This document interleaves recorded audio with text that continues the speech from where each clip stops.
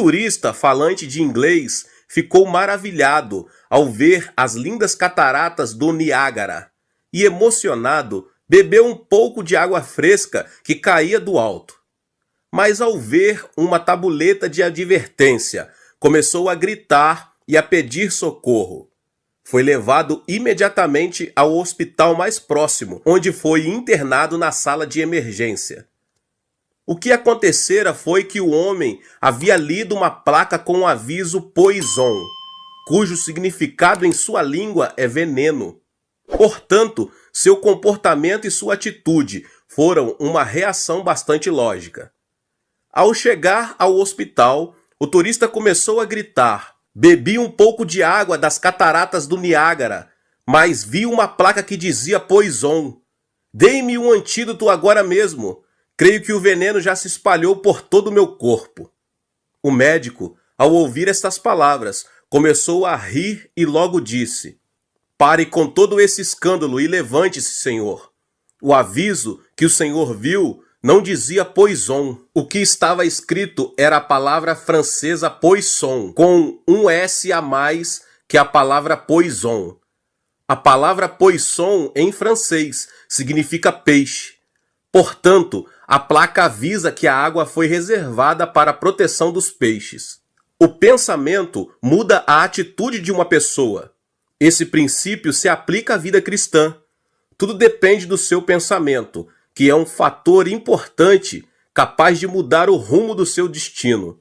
Mudanças sociais e econômicas só poderão ser superadas por meio de um novo pensamento. Não devemos permitir que nos vençam as enormes ondas das circunstâncias negativas. Pelo contrário, devemos navegar ao ritmo das ondas do caos e das dificuldades para chegarmos ao porto da paz e da prosperidade. Isso se consegue unicamente por um pensamento ativo e afirmativo. Não posso não nos leva a lugar nenhum. Nossa declaração deve ser sempre: tudo posso. Não devemos permitir que nossa língua seja tentada a dizer: não posso. Não creio que o possa fazer bem. Não me sinto capaz. Essas formas levam-nos a um abismo mais profundo de desesperança e frustração. Não se dê por vencido. Alguém que se der por vencido comerá o fruto da morte e da destruição. Devemos nos levantar.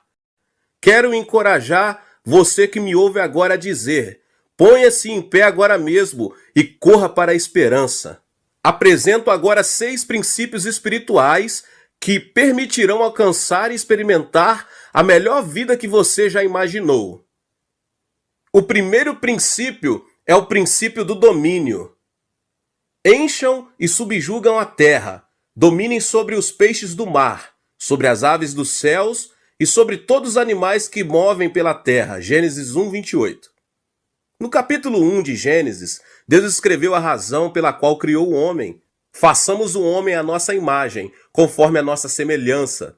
Domine ele sobre os peixes do mar, sobre as aves dos céus, sobre os grandes animais de toda a terra e sobre todos os pequenos animais que se movem rente ao chão. Gênesis 1, 26.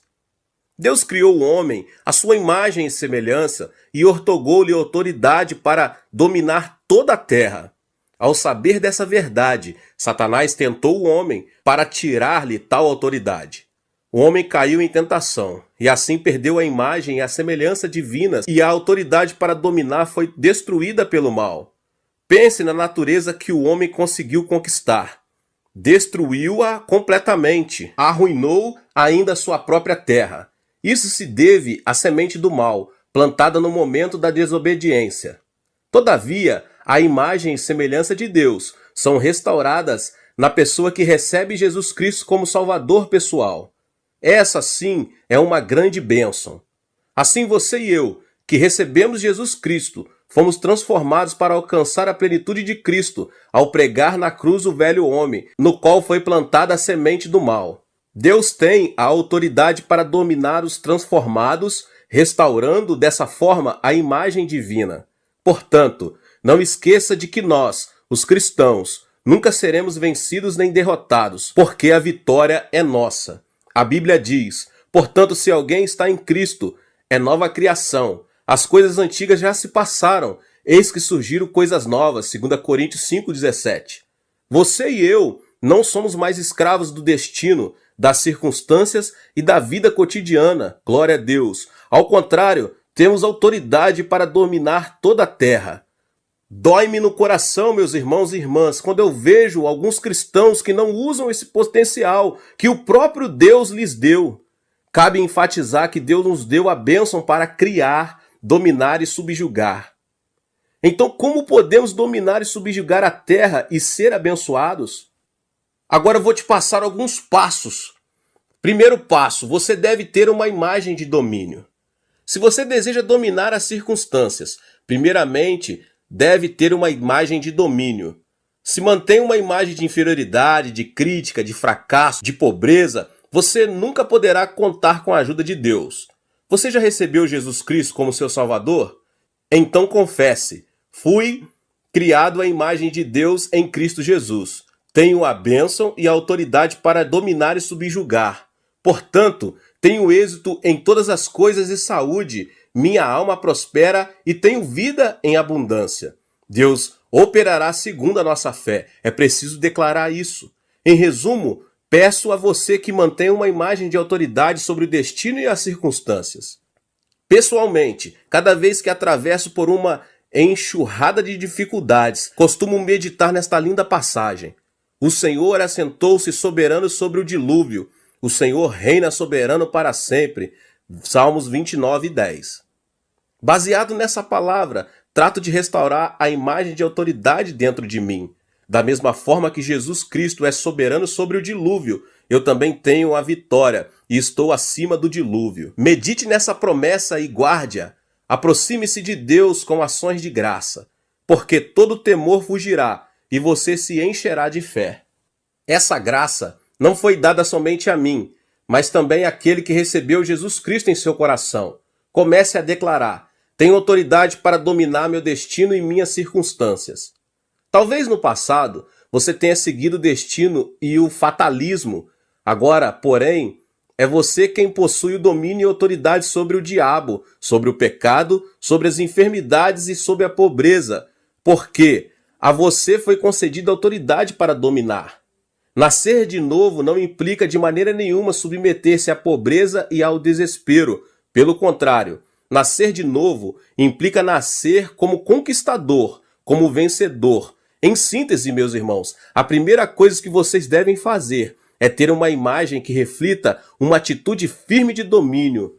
Aleluia! Em segundo lugar, Deus deve ser a prioridade. Se você realmente deseja viver com autoridade e ter domínio sobre qualquer circunstância, a prioridade número 1 de sua vida deve ser Deus. Por quê, meus irmãos? Porque a função de domínio implica exercer a autoridade de Deus. Consequentemente, se a nossa vida não se relaciona com Deus, não poderemos exercer essa autoridade, pois ela nos será tirada. Por esse motivo, Deus nos faz passar por muitas provas antes de nos outorgar o poder para exercermos tal autoridade. Quando Moisés chegou a Cádiz Barneia com o povo de Israel, Deus lhe disse que mandasse os espias observar a terra de Canaã. Por quê? Por acaso Deus não sabia em que condições estava a terra prometida? De forma alguma ele o ignorava. Mas Deus queria provar o coração do seu povo antes de lhe outorgar autoridade para exercer o domínio sobre a terra de Canaã. Foram 12 os espias que observaram a terra durante 40 dias e 40 noites. Entretanto, 10 deles expressaram uma opinião muito negativa e espalharam entre os israelitas um relatório negativo acerca daquela terra. Disseram: a terra para a qual fomos em missão de reconhecimento devora os que nela vivem. Todos os que vimos são de grande estatura. Vimos também os gigantes, os descendentes de Enaque, diante de quem parecíamos gafanhotos, a nós e a eles. Números 13, 32, 33.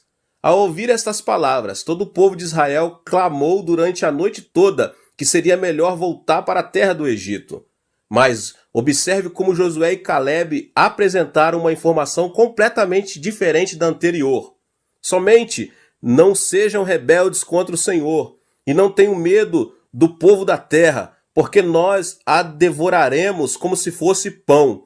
A proteção deles se foi, mas o Senhor está conosco. Não tenham medo deles. Números 14, 9.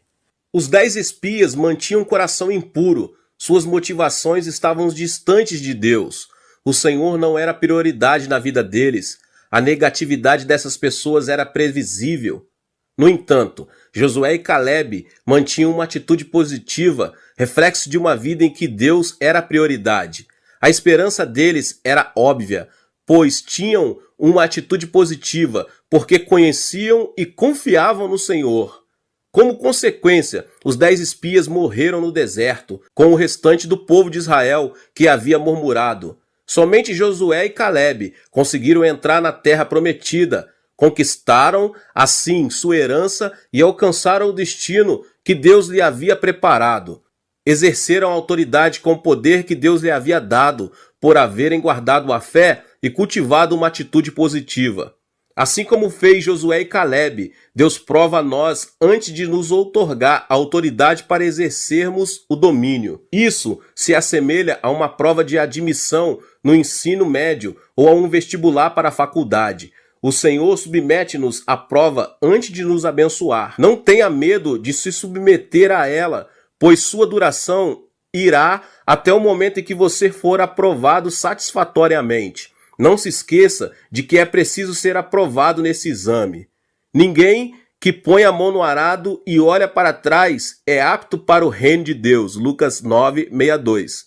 Devemos manter uma atitude positiva diante da prova e marchar avante, pensando que à nossa frente temos uma possibilidade ilimitada. Somente assim seremos aprovados nesse exame e conseguiremos uma vida de autoridade para exercer domínio e subjugar todo tipo de circunstância. O princípio número 2 é o princípio da visualização. Moisés então fez uma serpente de bronze e a colocou num poste. Quando alguém era mordido por uma serpente e olhava para a serpente de bronze, permanecia vivo. Números 21, 9. O princípio da visualização é a chave para uma pessoa ser abençoada. Vejamos na Bíblia o que Jesus disse a Nicodemos. Da mesma forma como Moisés levantou a serpente no deserto, assim também é necessário que o Filho do Homem seja levantado, para que todo o que nele crer tenha a vida eterna. João 3, 14 e 15. Há uma mensagem muito importante nessa passagem. Jesus veio a este mundo para redimir a humanidade do pecado. O fato de Jesus ter dito é necessário que o Filho do Homem seja levantado implica que nós já fomos picados pela serpente. Por causa da desobediência e murmuração, o homem encontra-se no abismo das trevas, roubado, morto e destruído. O mundo encontra-se em meio à escuridão do desespero, oprimido por Satanás. Devíamos morrer por havermos desobedecido a Deus. Entretanto, Jesus nos disse: é necessário que o Filho do Homem seja levantado.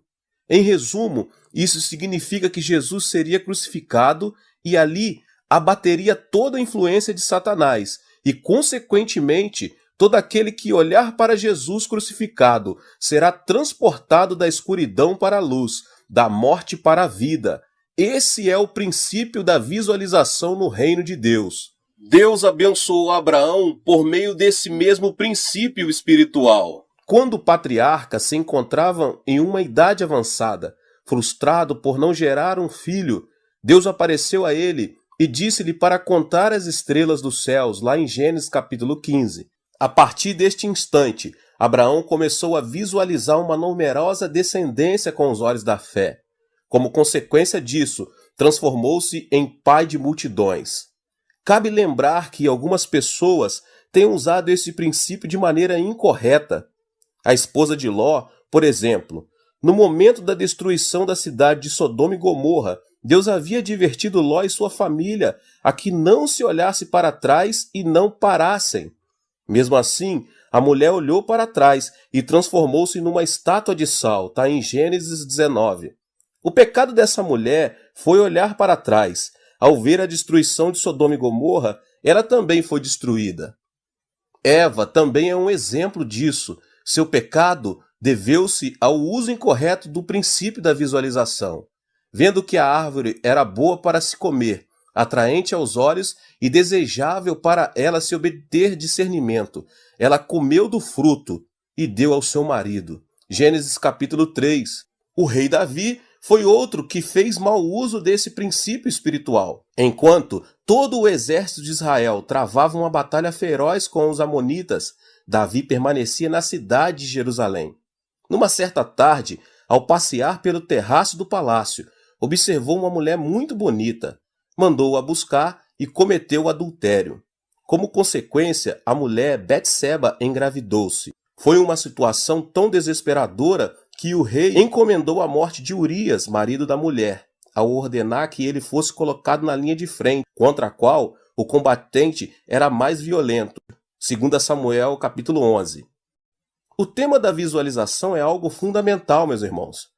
Nossa vida é como o deserto. Há vezes em que cometemos falhas e somos picados pela serpente, o diabo. Que atitude devemos tomar em situações tão terríveis? Devemos olhar para Jesus. O povo de Israel viveu quando olhou, em obediência e fé, para a serpente de bronze que havia sido colocado na estaca. Hoje, nós também podemos desfrutar uma vida abundante de transformação e restauração de nosso espírito, nossa alma e de nosso corpo, de nossas circunstâncias, se apenas por fé e obediência olharmos para Jesus que foi pregado na cruz do Calvário. Agora eu vou lhes mostrar os 5 princípios da visualização no reino de Deus. O primeiro princípio é: visualize o perdão. Ninguém pode escapar do perdão, pois todo ser humano é pecador. Todos, por serem descendentes de Adão, nasceram com pecado. Isso é como a cor de pele de um bebê. O tom da pele dos pais define-o completamente. À medida que vivemos neste mundo, no qual proliferam o pecado e a injustiça, o ônus do pecado apresenta-se de forma inegável. Como podemos nos livrar do peso do pecado? Por meio da religião? Não. Por meio do dinheiro? Muito menos. A única maneira de nos livrarmos do pecado é olhando para Jesus Cristo, que foi pregado na cruz do Calvário. Somente olhando para a cruz de Cristo, seu sacrifício e derramamento de sangue, é que podemos sentir alegria indescritível e convicção do perdão de nossos pecados. Em Hebreus 9:22 diz: sem derramamento de sangue não há perdão. O segundo princípio da visualização é: visualize a unção e a plenitude do Espírito Santo. Ao olhar para Jesus Cristo, que derramou seu sangue, experimentamos a unção do Espírito Santo. Olhe para Jesus Cristo que sofreu por você.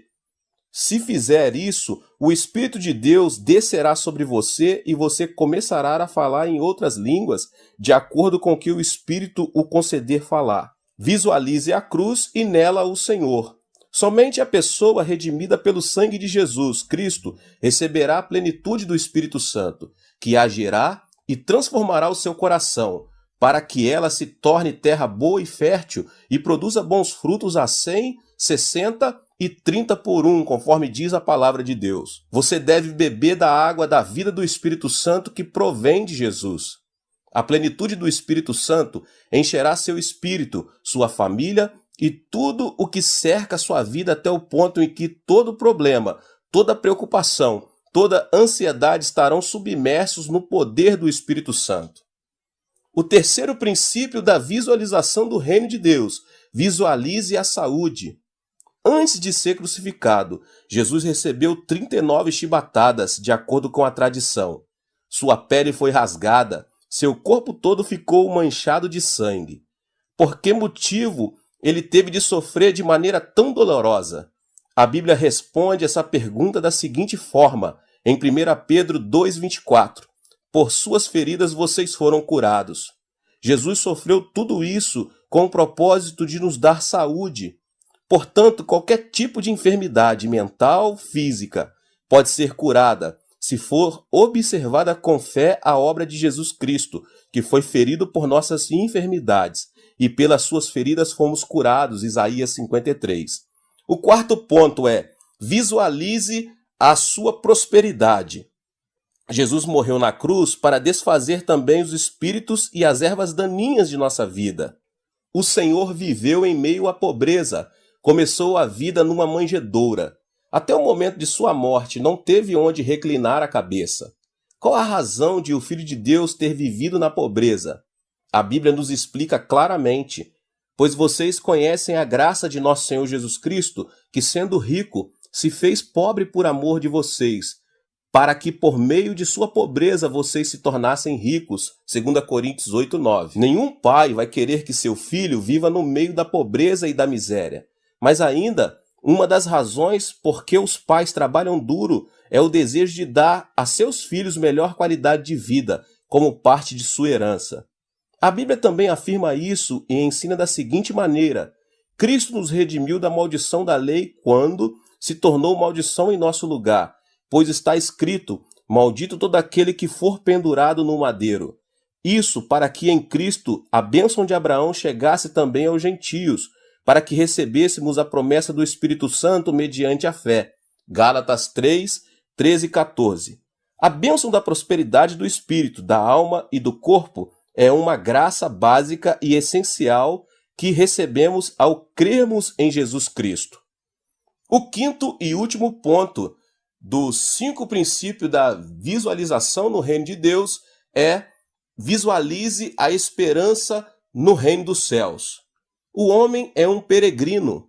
Nenhum ser humano pode viver nessa terra eternamente. A Bíblia declara que é a sua vida? Vocês são como a neblina que aparece por um pouco de tempo e depois se dissipa. Tiago 4,14. Isso significa que chegará um momento em que teremos de deixar nosso corpo. Haverá quem receba a vida eterna e quem receba a condenação eterna. O que faz a diferença? A fé em Cristo Jesus. Aqueles que tiverem recebido Jesus como seu Senhor e Salvador pessoal receberão a vida eterna, e aqueles que tiverem recusado receber Jesus serão condenados ao castigo eterno. Todos os que tiverem crido em Jesus terão a vida eterna, serão ressuscitados no dia da segunda vinda de Cristo e viverão com o Rei dos Reis eternamente. A razão por que Deus redime o nosso espírito, abençoa a obra de nossas mãos e sara o nosso corpo deve-se ao desejo de permitirmos usufruir a expectativa de vida do reino de Deus. Portanto, não desanime por causa das adversidades que a vida lhe apresenta. Devemos manter a esperança no reino dos céus. Quem mantém o olhar no reino dos céus nunca submergirá no abismo da ansiedade e do fracasso. Ao contrário, sua vida se caracterizará por alegria e ações de graça. O princípio número 3 é o princípio da semeadura e da colheita. Outra ainda caiu em boa terra, deu boa colheita a 100, 60 e 30 por 1. Mateus 13, 8. É interessante observar que certos desertos foram transformados em terra fértil, por haver um rio próximo, e agora se tornaram locais habitáveis por qualquer organismo vivo.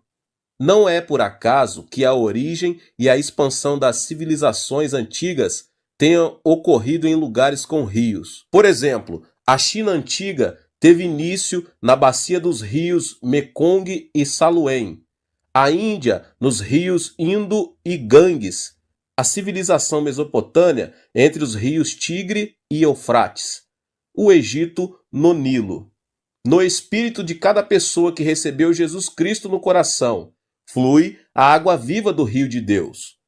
Quem crê em mim, como diz a Escritura, do seu interior fluirão rios de águas vivas. Em cada pessoa que creu em Deus correrão rios de águas vivas, e isso lhe permitirá usufruir a graça abundante. Contudo, há uma questão muito importante. Por mais que tenhamos terra fértil à nossa disposição, se não semearmos, tampouco colheremos. Se desejarmos experimentar o poder de Deus, devemos plantar sementes de fé. Um grande incêndio havia destruído praticamente toda a cidade de Chicago. Os jornalistas e repórteres haviam corrido para transmitir todo o acontecimento. Foi nesse instante crítico que um repórter se aproximou do famoso pregador D.L. Moody para entrevistá-lo. pois vira que no meio das chamas estava a igreja do pastor. Pastor Moody, o Senhor tem pregado durante toda a sua vida que Deus é onipotente e que nada é impossível para ele. Minha pergunta é, por que Deus deixou que sua igreja fosse incendiada? Sorrindo, Moody respondeu, é que eu pedi a Deus uma igreja maior. E eis aqui a resposta dele. Do ponto de vista financeiro, era muito mais caro demolirmos todo o templo e fazermos outra construção. Agora só precisamos construir uma nova. Ao ouvir a resposta, os repórteres ficaram sem palavras. Moody estava de pijama, pois o incêndio havia acontecido durante a madrugada. O repórter, impaciente, animou-se a perguntar: Pastor, então quer dizer que o Senhor tem dinheiro suficiente para construir um novo templo? Moody respondeu mostrando-lhe sua Bíblia.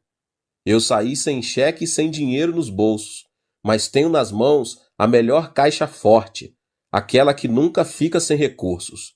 Não se preocupem, vocês poderão ver uma igreja ainda maior e mais bonita, que será construída em pouco tempo. Logo depois do incidente, Moody cruzou o Oceano Atlântico para realizar grandes cruzadas evangelísticas na Inglaterra, que produziram um terremoto espiritual naquela nação. Ao retornar a seu país, ficou surpreso, pois inúmeras pessoas que tinham participado de suas conferências haviam ofertado com o propósito de construir um novo templo.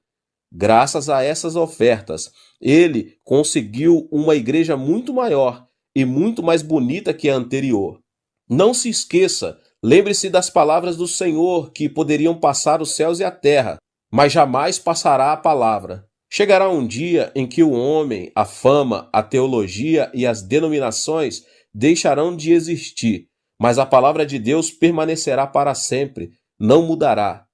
Existem nas Escrituras 32.500 promessas e todas são para você. Não existe nenhum privilégio. Todos têm direito a receber a bênção dessas promessas.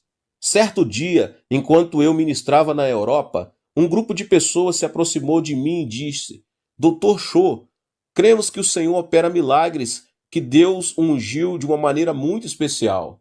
Lamento dizer que vocês não têm razão. Os 66 livros da Bíblia não foram dados somente a mim, mas a todos.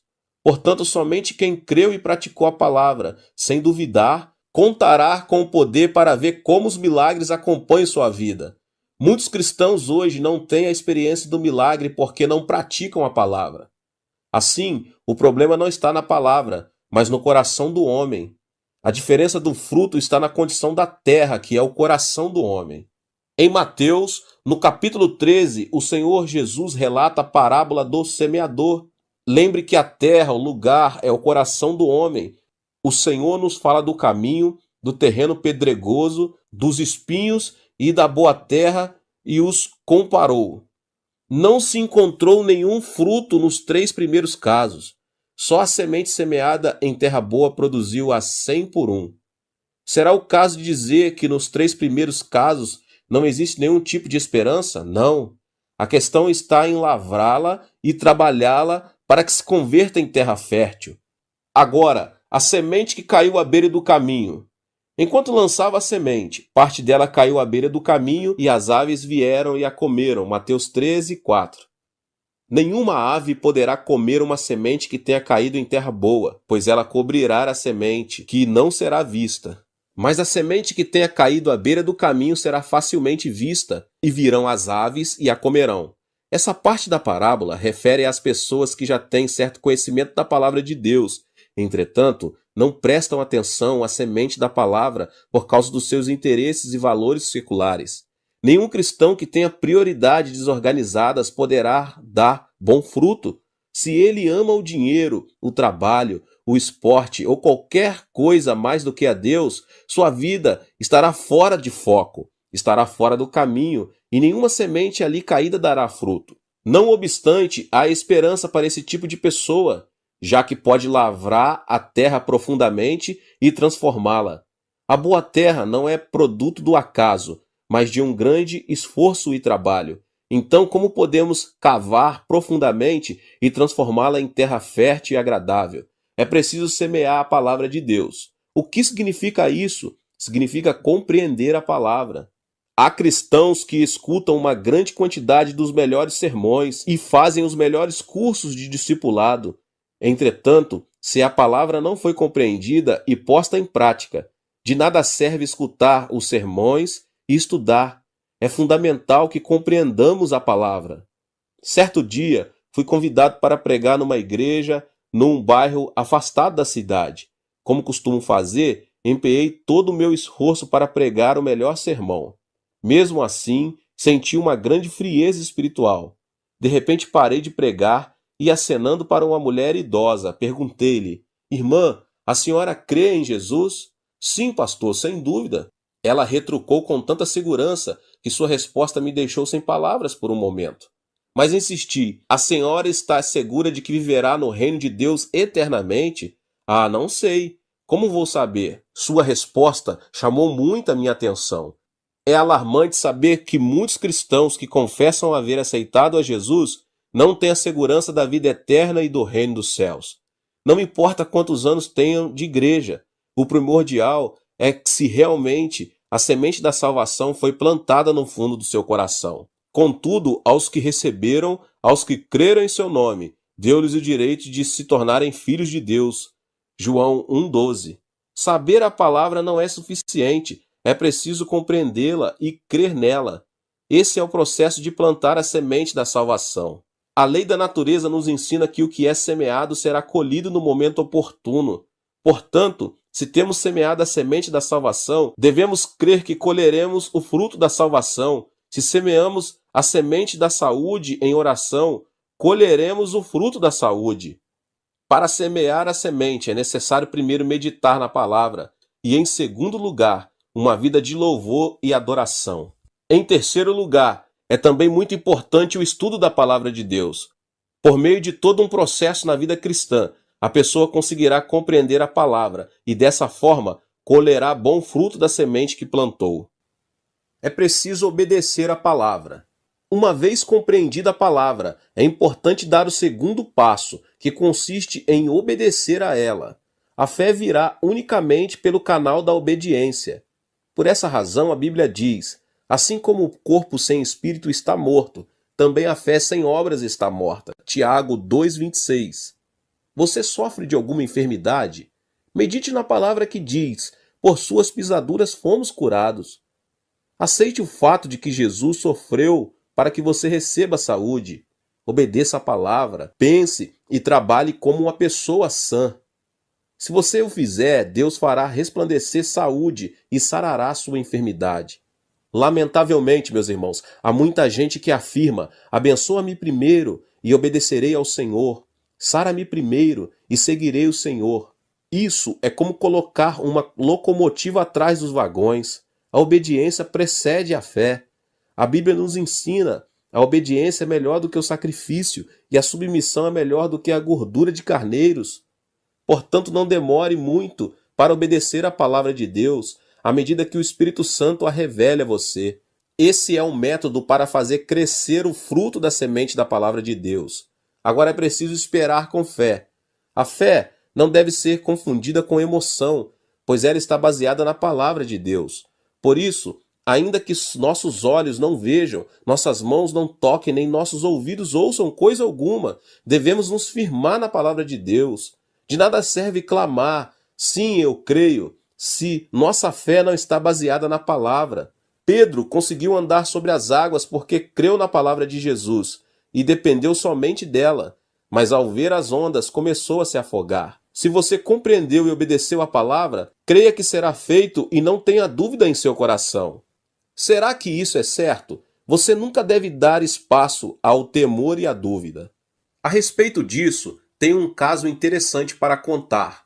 Quando menino, meu sonho era ser fazendeiro. E por impulso, um dia plantei uma batata no quintal de minha casa. Colocava água todos os dias para que crescesse rapidamente. Em minha ansiedade, passado alguns dias, cavei a terra para ver quanto havia crescido. Mas para minha desilusão, não vi fruto nenhum. A questão era esperar até o outono, o tempo da colheita.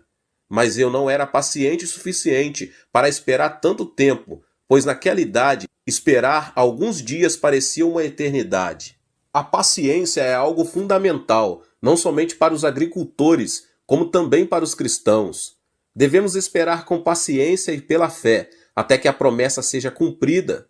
Nossos dias não serão somente de felicidade. Haverá momentos de tristeza e dor, mas lembre-se, para que a colheita seja boa e frutífera, deve haver dias de sol, de vento e de chuva. A vida cristã também é assim, nem sempre vai tudo bem para nós. Há dias de tempestade em que surgem problemas no trabalho e na família ou individuais, ao sofrer alguma enfermidade. O importante é não vacilar diante de uma situação adversa, mas firmar-se ainda mais na rocha da palavra de Deus. Se tivermos compreendido e obedecido a palavra de Deus, devemos saber esperar o cumprimento da promessa. Ao ouvir uma fé como essa, Deus operará o milagre. É preciso confessar com a boca. Enquanto esperamos o fruto da palavra, é fundamental confessar com a boca pela fé. Temos de imitar Deus, que chama as coisas que não existem como se já existissem. A confissão da palavra é o broche de ouro que nos fará ver o fruto da promessa. Fui salvo, sou abençoado, estou são, meu Deus, pois suprirá tudo. Você não deve confessar segundo o seu estado de espírito. Confesse mesmo nos momentos mais caóticos e difíceis da sua vida, e não deixe de confessar e crer que a promessa se cumprirá. Deus agirá e fará um milagre ao ouvir as confissões que saem de nossa boca. Agora, a semente que caiu no solo pedregoso, depois de semear, Deus sempre prova se a terra, uma pessoa, pode ou não dar fruto. O cristão que não tem raízes profundas é tentado a abandonar a semente da palavra e logo olhar para o que é mundano. Jesus diz que uma pessoa assim, sem caráter, é como uma semente que caiu em solo pedregoso. O que é um solo pedregoso? À primeira vista, só se vê terra. O problema é que nenhuma semente sobreviverá por muito tempo, mas morrerá, pois não poderá lançar raízes.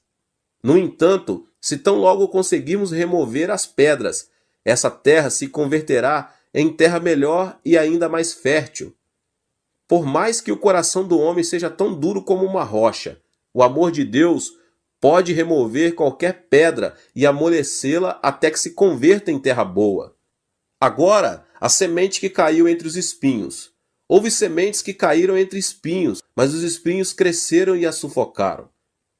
Certo dia, enquanto eu dirigia uma conferência na Alemanha, aproximou-se de mim um jovem completamente bêbado e disse: "Impunha sua mão sobre mim para que receba cura." Eu só pude dizer: "Sou um pregador, não um mágico, para fazer desaparecer sua enfermidade."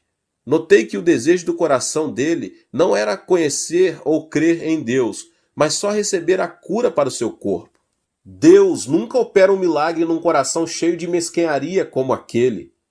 O coração de espinhos é uma referência à palavra que não pode dar frutos por causa da avareza e dos desejos mundanos. A semente que caiu entre os espinhos não dará frutos, pois os espinhos a sufocarão. No entanto, se tão somente conseguirmos remover os espinhos, essa terra também pode se converter em uma terra melhor, apta para dar frutos bons e abundantes. Em que condição está o seu coração? É a minha pergunta para vocês. Em alguma das terras mencionadas? Se for assim, não desanime, pois há possibilidade de se converter em uma terra boa. O coração que se exalta poderá ser perfurado pela espada da palavra, e o que estava frio pode ser aquecido pelo fogo do Espírito Santo. Portanto, meus irmãos, não desanimem. Seus corações podem se converter em terra melhor.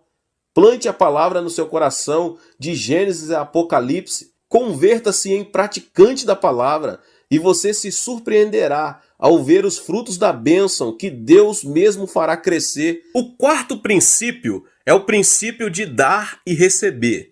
Deem e lhe será dado. Uma boa medida, calcada, sacudida e transbordante será dada a vocês. Pois a medida que usarem também será usada para medir vocês. Lucas 6,38. A razão de muitos cristãos terem falta de alegria e motivação deve-se à escassez da vitalidade com relação à fé. Meus irmãos e irmãs, por que há tantos cristãos que precisam de vitalidade? Respondo à minha própria pergunta dizendo que isso se deve ao fato de os cristãos estarem acostumados a receber, não a dar.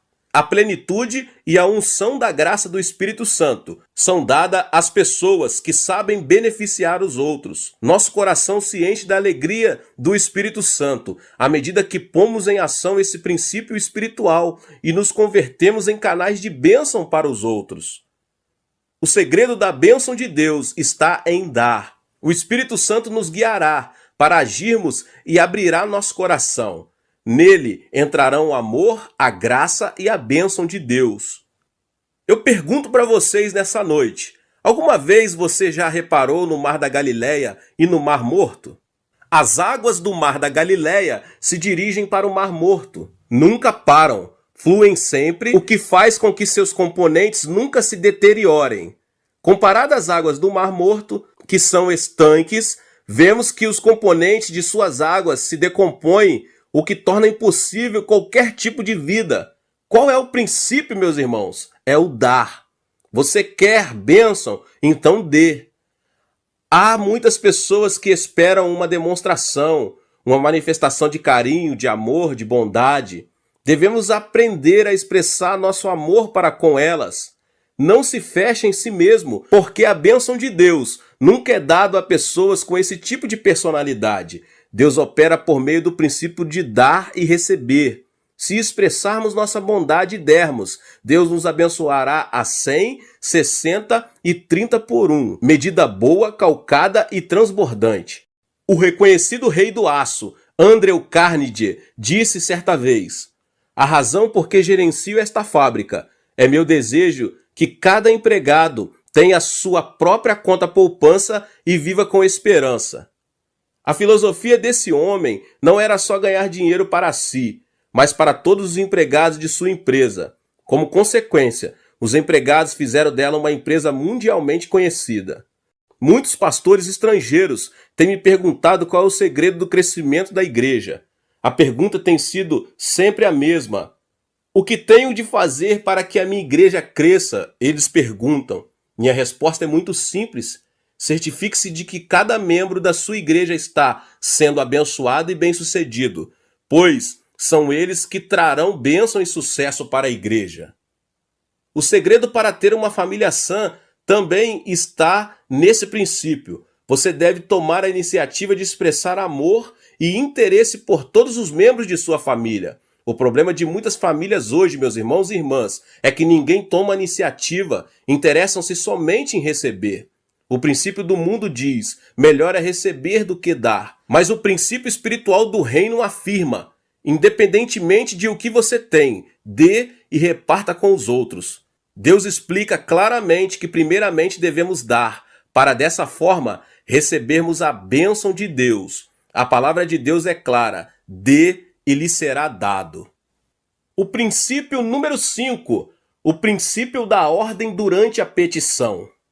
Busquem, pois, em primeiro lugar o reino de Deus e a sua justiça, e todas essas coisas lhe serão acrescentadas. Mateus 6,33. Comece a orar não somente por suas necessidades, como também pela manifestação do reino de Deus aqui nessa terra. É primordial que os cristãos saibam ordenar corretamente suas prioridades. Sem dúvida, a maior delas deve ser Deus e amar aos outros como a nós mesmos. Lamentavelmente, meus irmãos, vejo muitas pessoas que inclinam a balança por um lado apenas. Amam a Deus, mas não amam o seu próximo. Muitos problemas sociais hoje são produto do egoísmo. Egoístas vivem de orgulho próprio, arrogância e injustiça. Isso traz muito prejuízo e faz com que muitos de seus próximos sofram. A relação com Deus é importante. No entanto, a relação com o próximo é de suma importância. Não amar ao próximo, mas amar a si mesmo não é aceitável na presença de Deus. Uma vida espiritual saudável e ideal mantém o equilíbrio vertical, amar a Deus, e horizontal, amar ao próximo. Amar a Deus e ao próximo. As prioridades devem ser ordenadas sobre essa base. E uma vez fundamentadas nisso, deve-se orar, pedir e praticar. Todo aquele que falhar em distinguir as prioridades maiores e menores encontrará o fracasso. Todo jovem que não tenha se esforçado vai se arrepender em sua velhice. Então, como organizar e reordenar nossas prioridades? Jesus explica com muita clareza no texto que acabei de nos falar. Busquem, pois, em primeiro lugar o reino de Deus e a sua justiça, e todas essas coisas lhes serão acrescentadas.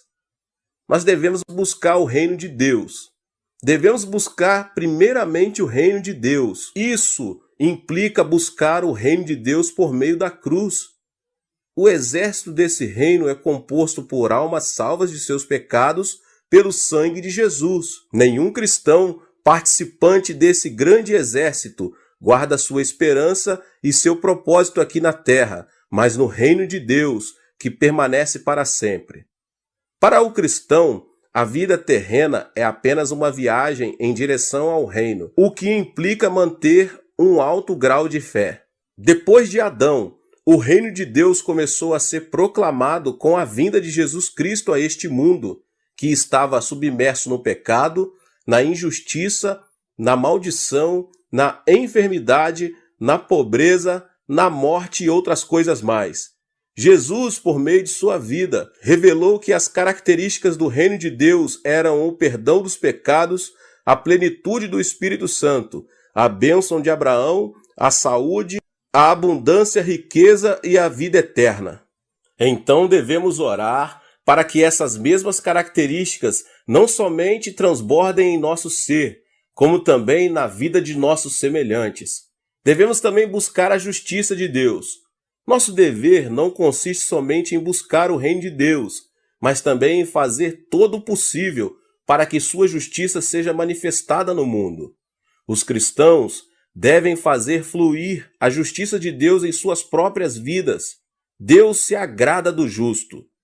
É importante também nos ocuparmos da justiça no campo social. Jesus esteve com pecadores, pobres e doentes. Converteu-se em seu amigo e salvador. Jesus trouxe justiça à sociedade. Nós, que nos identificamos como discípulos de Jesus, devemos imitá-lo, esforçando-nos na justiça social.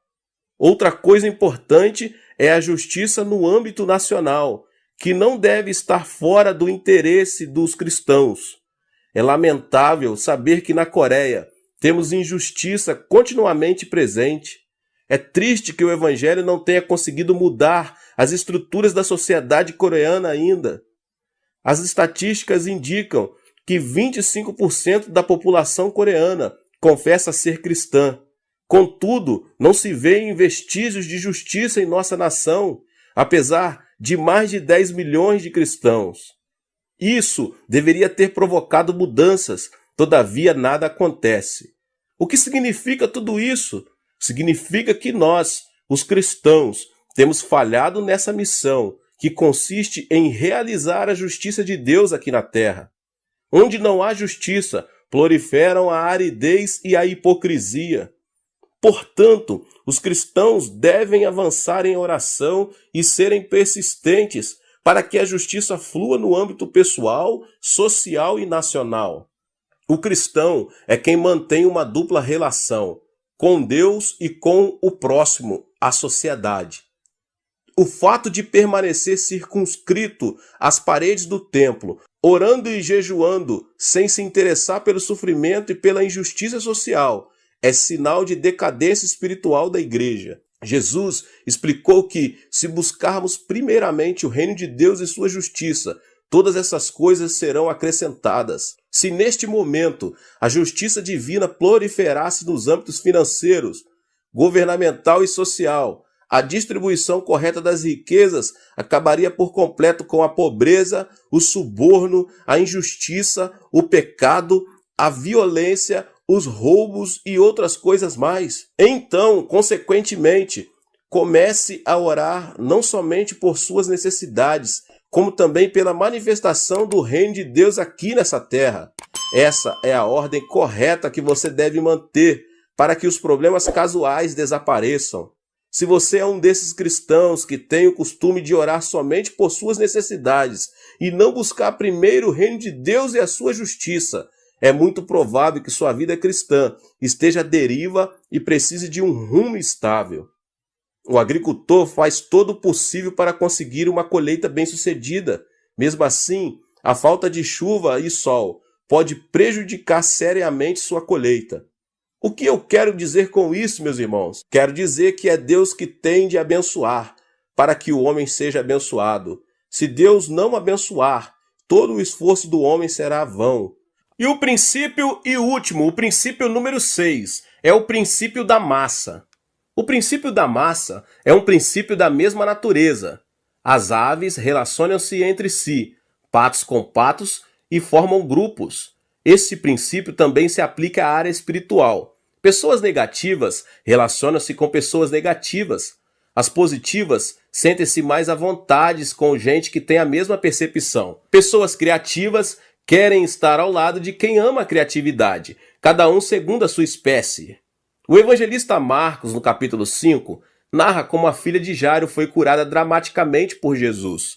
Certo dia, enquanto Jesus pregava a uma grande multidão à beira do mar, veio a seu encontro um homem chamado Jairo, dirigente da sinagoga, pedindo-lhe que curasse sua filha, que estava gravemente enferma. Enquanto se dirigiam para a casa onde estava a menina doente, chegaram alguns servos da casa e disseram: "Sua filha morreu. Não precisa mais incomodar o mestre." Contudo, Jesus encorajou Jairo, dizendo: "Não tenha medo, tão somente creia." E seguiu seu caminho. Como era de esperar, havia um grande alvoroço na casa por causa da morte da menina. Ao notar isso, Jesus disse: "Por que todo esse alvoroço e lamento? A criança não está morta, mas dorme." Em Marcos 5:39. Ao ouvir essas palavras, as pessoas começaram a rir de Jesus. Ele, porém, mandou que todos saíssem, com exceção de alguns íntimos. Entrou onde estava a menina e realizou o milagre.